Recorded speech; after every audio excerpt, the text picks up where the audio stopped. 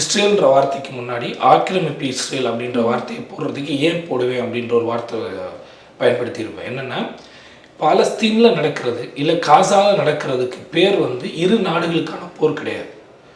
Israel என்ற ஒரு மேற்குலவு சார்புடைய மேற்குலவுடைய ஒட்டுமொத்த ஆதரவுக்கு ஒரு நாடு காசா நிலத்தை பாலஸ்தீனத்தை ஆக்கிரமிப்பு செய்துதான் அது வாழுது.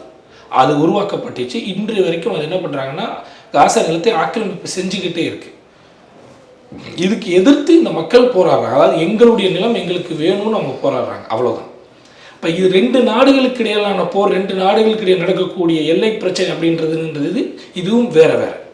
பாலஸ்தீனர்கள் மீது இஸ்ரேல் ஆக்கிரமிப்பு செய்து அவங்க நிலத்தை இஸ்ரேல் புடுங்குது, அந்த மக்கள் எதிர்த்து நிற்கிறாங்க, அவ்வளோதான். இது இஸ்ரேல்ன்றது மிகப்பெரிய ஒரு பெரிய மலை, அதுக்கு எதிரான சாதாரண மக்களுடைய போராட்டம் தான் இப்போ நடந்துகிட்டு இருக்குது. இப்போ இதில் என்னன்னா, நாம இந்த ஆக்கிரமிப்பு நடத்தக்கூடியதான் போர், இவங்க நடத்துறது போராட்டம். நம்ம இது ரொம்ப தெளிவாக இந்த இடத்துல நம்ம புரிஞ்சிக்க வேண்டியது, இது நாடுகளுக்குள்ள இல்லை. இப்போ இந்த போரை நம்ம தவிர்க்கணும், இந்த போராட்டத்துக்கு நம்ம ஆதரவு தெரிவிக்கணும்.